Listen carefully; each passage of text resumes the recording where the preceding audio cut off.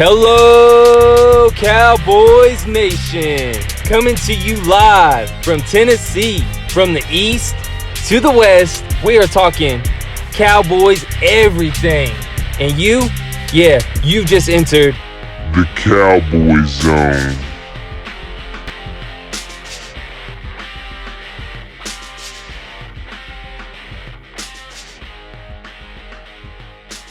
Check, party. Check, party. What's up? We're live.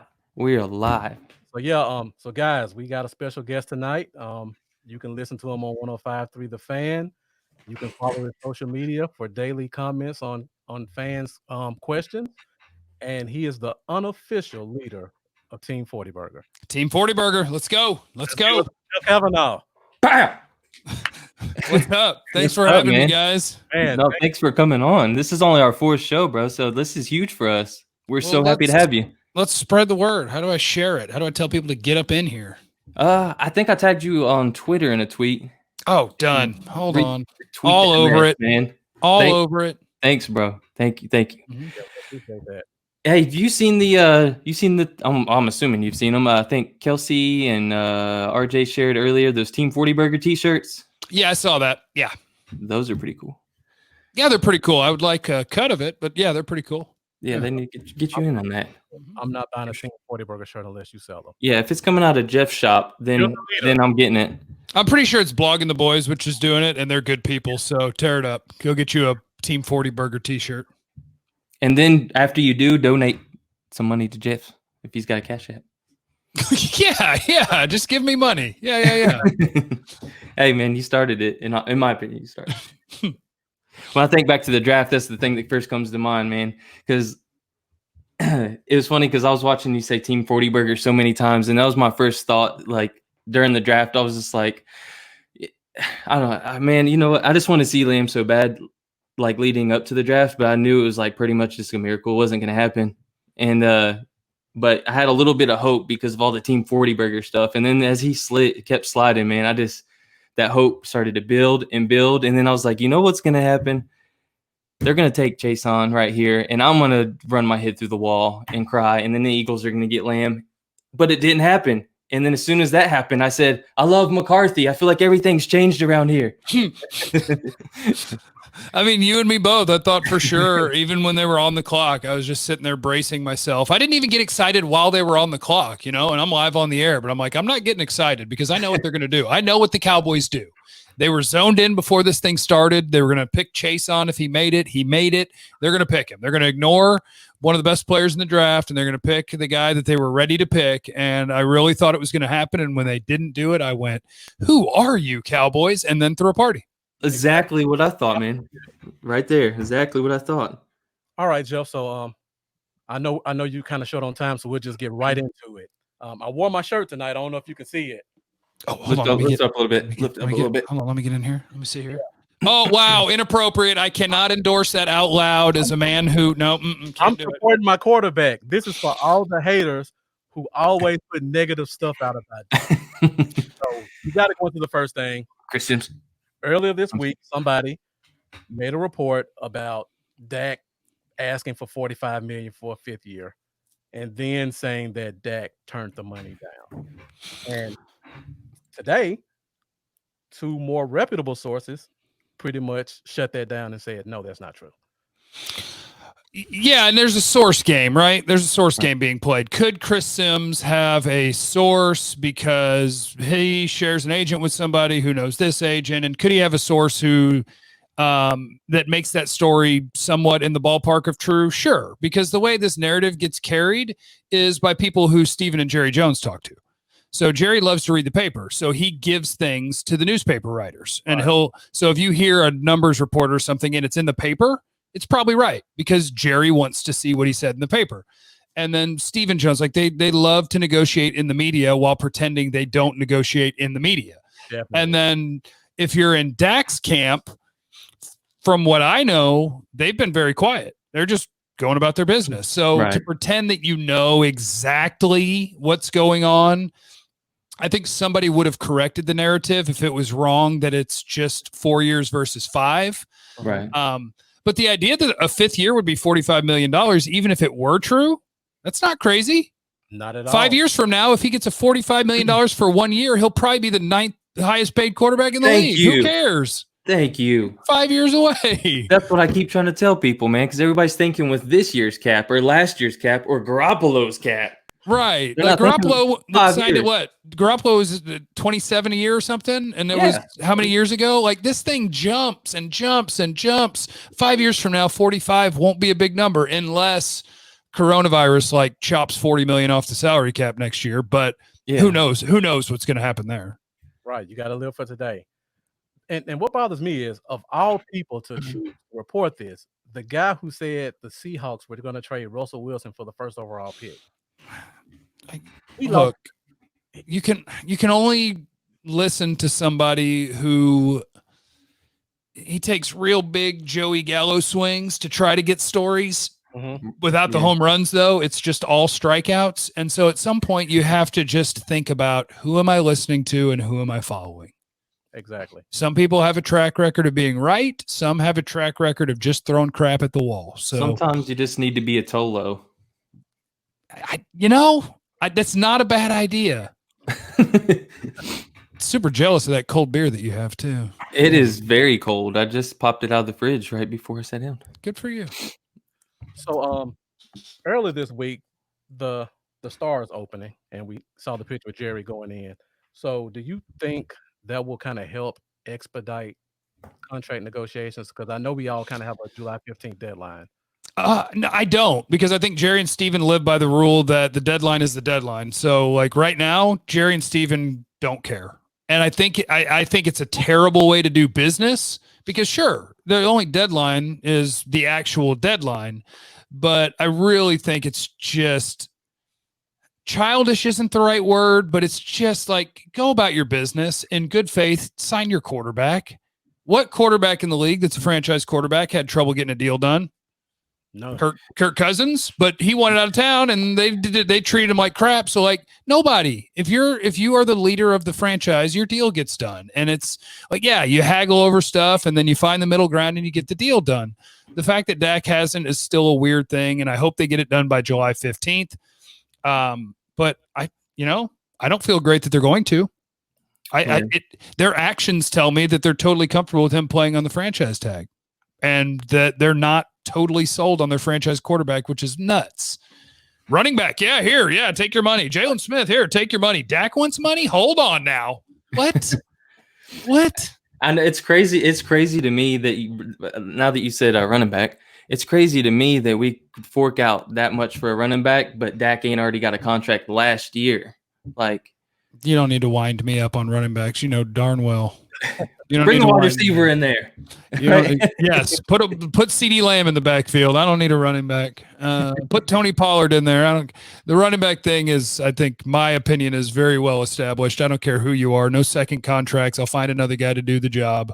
Because those guys just keep on rolling, man. I mean, running back, it's like, yeah, there are guys that are better at the job than others, but most of what you're going to do is dictated by circumstances that are outside of your control. So even if you're better than, let's say Zeke is a top 5 running back in the league, because a lot of people think that. I don't, but a lot of people do. Let's say he is. He's still not 15 times better than the dude you'd replace him with, but that's what his salary says. So in a capped league, that's just crazy to me. Yeah, definitely. Yeah, with the cap, it just makes that really tough, man. All right, Brandon, let's get off running backs. Change the subject to wide Thank you. Thank you. Golly. Wide receivers, I got a great one because you had CeeDee Lamb on today. I did have CeeDee Lamb. How cool was that? How cool was that? I forgot to ask him the question I wanted to ask because I didn't realize our time limit. We had 9 to 10 minutes. And so when Gavin was like, all right, man, thanks for joining us, I was like, dang it. I didn't ask him. I got a new rescue puppy and I named it CeeDee. Now, I'm going to tell people that I named it CeeDee as either cool dog or crazy dog.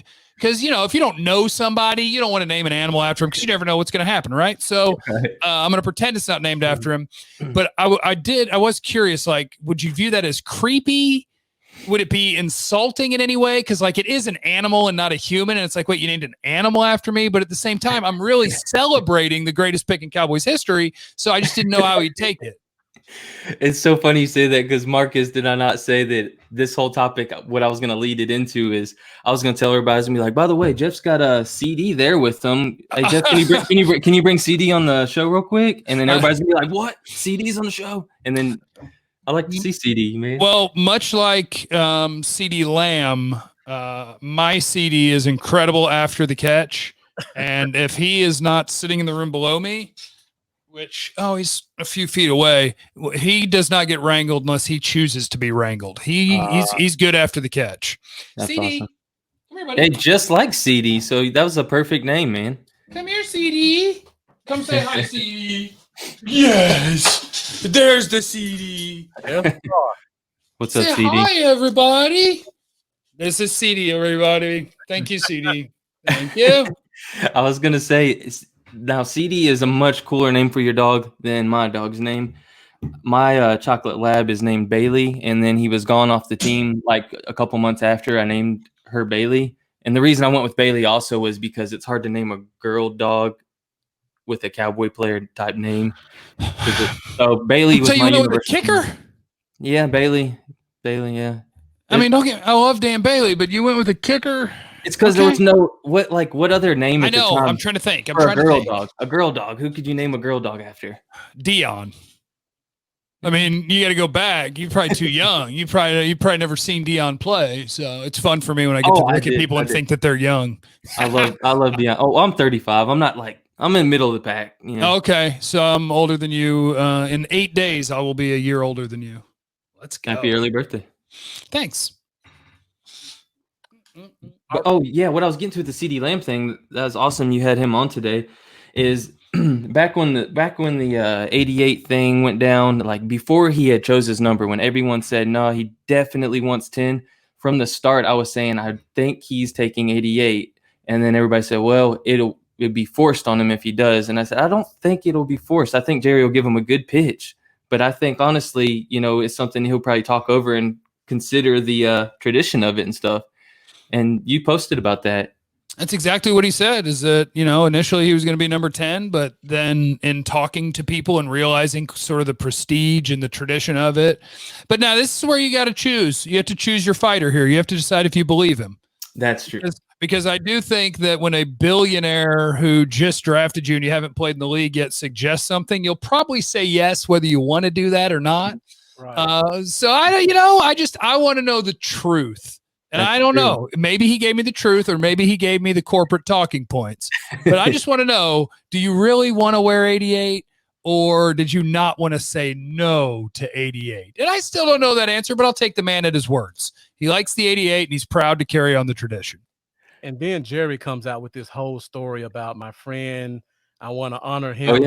His name was Lamb. How can you say no to that? Yeah, you hit me with a death guilt trip, a friend's death guilt trip. Like Jerry hit him with CD, I had a friend, and he was Lamb as well, and he was a Lamb, and then I played with him, Arkansas. We were national champions. I don't know if you knew that, but after that title year, he was my best friend, and he's dead.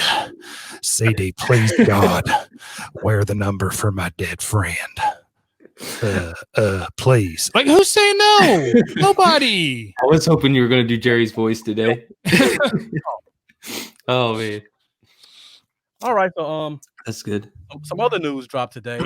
We got the reinstatement of Odin Smith, and I don't know how you feel about that, but I think he's gonna really contribute. But I think people still need to kind of temper their expectations on what he's gonna do when he gets here. Yeah, I think that's the thing to be careful of, and people kind of hate that in sports. It's weird because I do sports radio, and I feel like a lot of people think you got to be super opinionated, and I'm kind of the exact opposite, where I'm like, what about a measured conversation about what's going on here? Yeah. And with Odin Smith, are you excited about the player that he was, and now, like, you look back when he was 22 and 23 years old, and he was tearing up the NFL, and you say, okay, well, what about a guy who maybe now that he's 10 months sober, you probably are looking at a different perspective on life. You're probably looking at a different level of focus and appreciation for where you are. And so I think professionally that could be really good for him. And there's not a lot of wear and tear on his body. It's on his liver.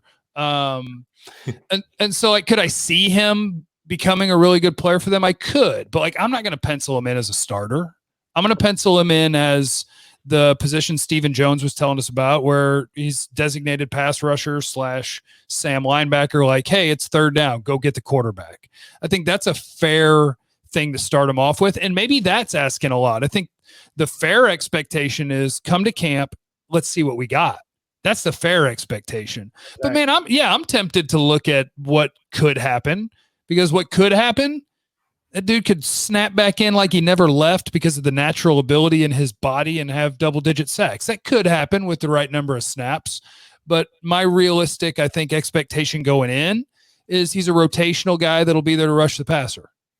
Like maybe a 4-sack, 5-sack. I set the over-under at 5.5. I set it at 5.5. I like it.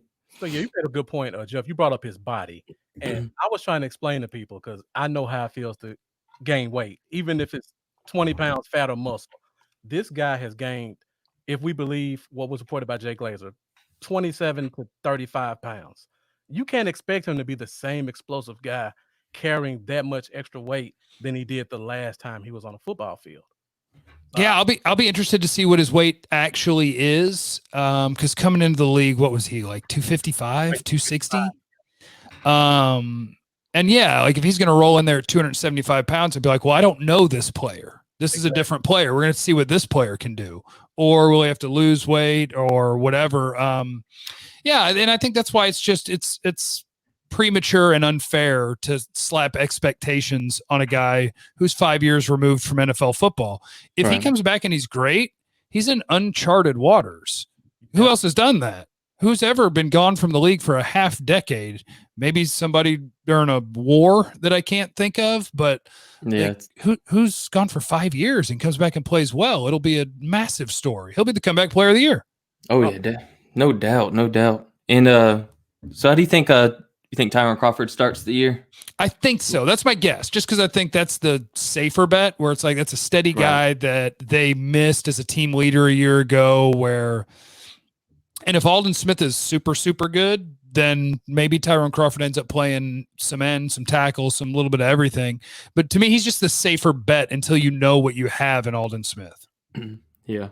Right. So, Jeff, I know you talked previously, you kind of mentioned McCarthy said he kind of want to keep 4 DTs, 6 DNs, and you talk about Crawford kind of flexing back and forth.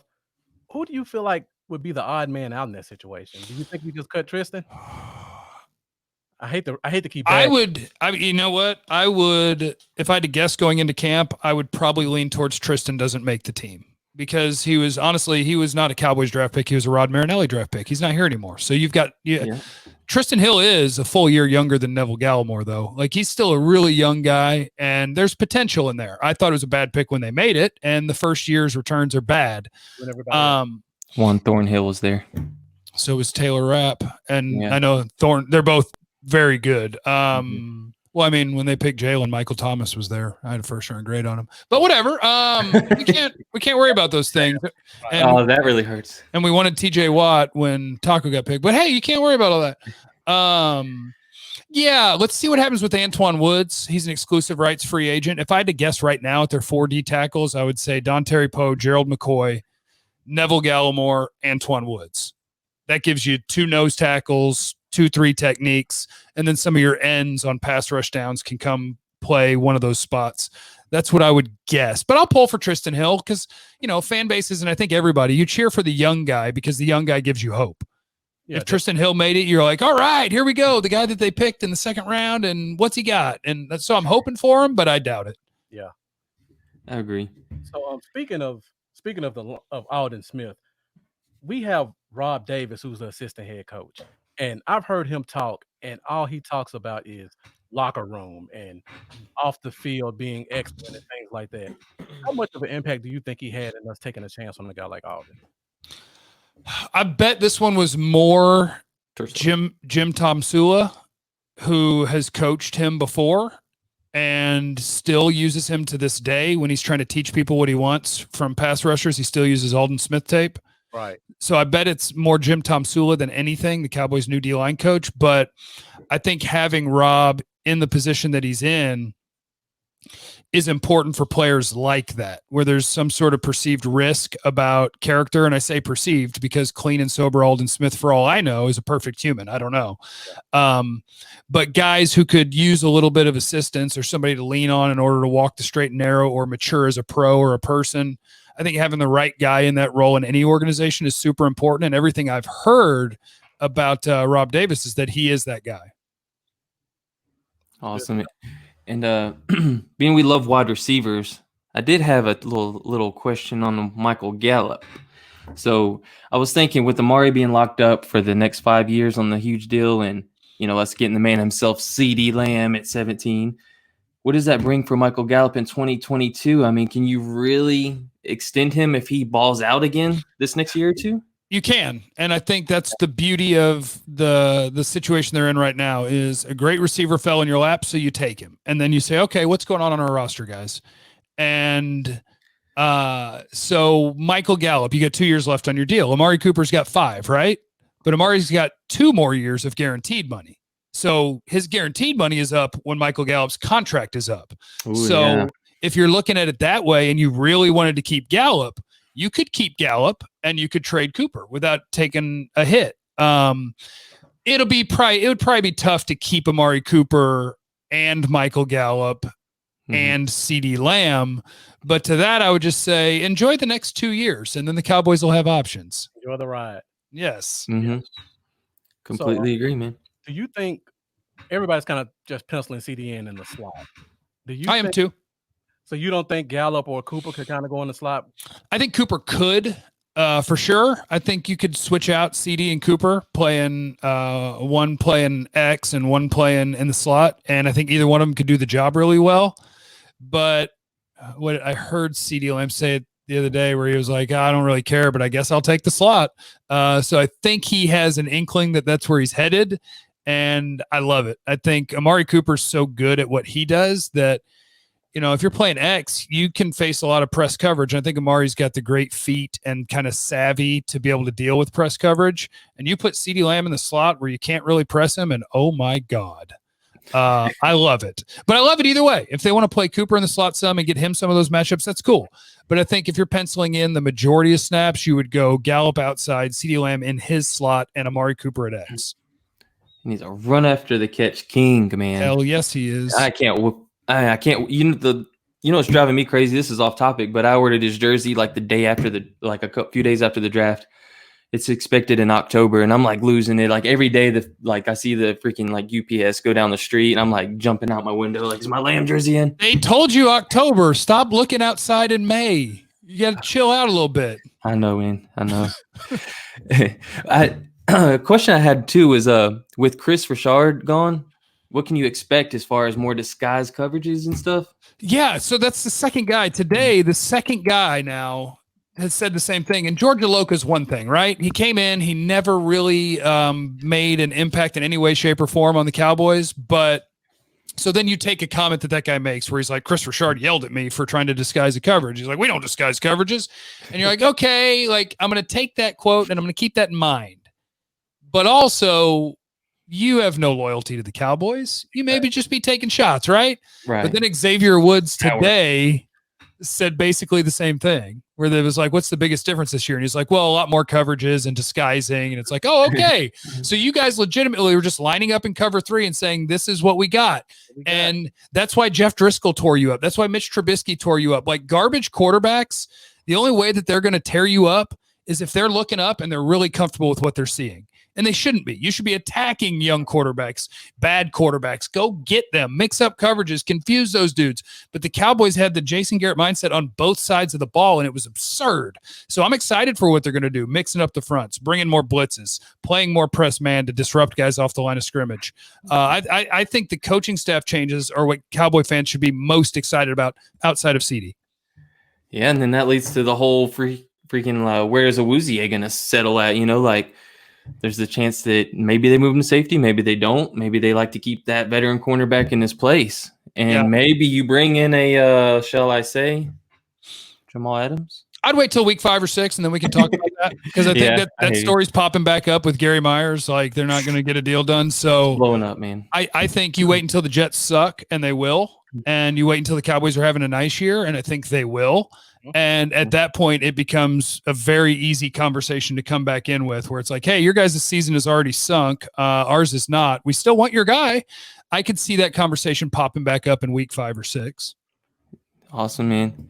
Did you see Tom Pelissero's tweet about the update to the onside kicks? Oh, are they going 4th and 15? Is that the one that Pat Mahomes was? Yeah, that's what I was going to say. Patrick Mahomes put the laughing face because he's just like, okay, bring it on, man. I think that's.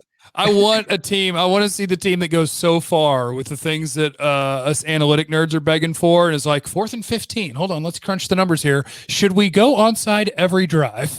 Right. And I don't think you can at 4th and 15, but damn it, I'm interested. And that's why you have to make it 4th and 15, because otherwise you make it 4th and 8. And like, if I'm the Chiefs, I'd be like, guys, I think we should go for it every time. I think we'll convert this 50% of the time. Let's go get it.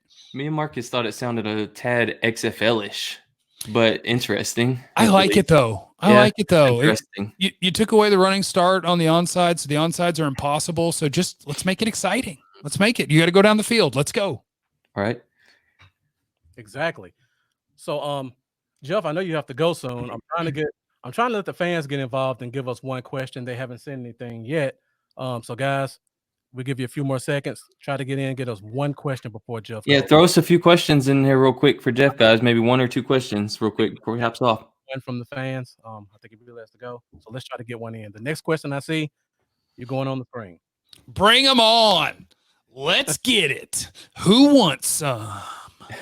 All right. We'll wait for a question. We've been talking about the secondary, and we've got a lot of corners, and we've got some guys who can play safety outside of a Woozy. Who do you think is the odd man out in the secondary? I think that's even more difficult. In terms of starting position? Just who do you think is gonna get cut? Okay, because I think that right now, God, they got so many corners. So if I had to guess at a depth chart at corner, I don't even know what they're going to do with Cheeto. Is he going to play safety? Is he going to play corner? Let's say he's playing corner. If Cheeto stays at corner, I'll guess the starters are Cheeto, Trayvon Diggs, Anthony Brown, Jordan Lewis makes the team, Darrell Worley makes the team, Reggie Robinson makes the team, which means everybody else is gone. Yep. Kennedy, Goodwin. Am I missing somebody? Because I think they'll probably keep 6. Chris Westry, practice squatted up. Yeah. It's going to be a great battle, though. I think that's the best part about the team this year is that they've got a lot of depth at a lot of positions, and they got a new coaching staff that doesn't care who you are. So go earn it. All right. So we got one question, Jeff, and after we get this question, we'll let you go. Again, thank you for your time. We've got Sean McNeil coming in asking, who is your dark horse to make the team that nobody is expecting? I'm tempted to say Ben DiNucci. Oh, yeah, I could see 3 quarterbacks. I could see 3 quarterbacks where you can carry 55, but I think you still, for your last 2, have to slide him through waivers, and I don't know if they would want to risk that, so they might keep him as a 53 just because the quarterback or the head coach picked him, and I think you'd want to keep him around. But maybe you could slide him through waivers. Let me think through here that nobody is expecting. How about my guy, Luther Kirk? Safety. Yes. I believe it was Illinois State. I don't want to get his school. He's a really small school guy that was the defensive MVP of the Shrine game. Tore it up in the Shrine game. And one of his agents actually reached out to me and asked me to watch his film, and I watched it, and I was like, wow, he's draftable. He's totally draftable. And he's one of the guys. He wasn't one of the big money guys, I don't think, in undrafted free agency. If you want to follow the money, you'd probably go Rondell Carter, the small school defensive end who had massive production at James Madison. I don't have a great feel for it yet, so I'll just throw out safety Luther Kirk. Okay. Before you go, one more really quick. We pretty much touched every position except for this one. And we have Jonathan Presley that asks, how comfortable are you with LVE, and should we explore a linebacker in free agency? I'll be worried about LVE for the rest of his career because I think this is one of those things where you just never know. Thank you, CD. You just never know if it's going to be Is something going to go wrong on play 1 of the season or on play 50 of 8 years from now, or is he going to play forever? I think he's just at higher risk to get hurt now. And if something happens to his neck again, it's a wrap. So you really have no idea. And I think linebacker is going to become a priority for them really quickly because I think there are some people in the organization that already have buyer's remorse on Jalen. You got to worry about Leighton Vander Esch long-term. And the guys behind him are kind of at this point just your journeyman veterans. Exactly. So I wouldn't be surprised if that's a really big priority next offseason. Love it, man. Hey. Oh, go ahead, Marcus. Thank you again for coming on, man. We really appreciate you taking the time to support two guys young in the game like right. that. We really appreciate it, man. Out of your busy schedule. All right, yeah, no problem. I appreciate you guys. I couldn't find the link to retweet it while we were live, but if you send it to me, okay. If you send one to me after, okay. I'll send people to it. Is there a way to watch this after the show's over? Yeah, or is it just live? Okay, as long as there's a link for it, I'll send that bad boy out. I love you guys. Appreciate you. Okay. Love you, man. Thanks, Jeff. All right, later on. Have a good one, bro.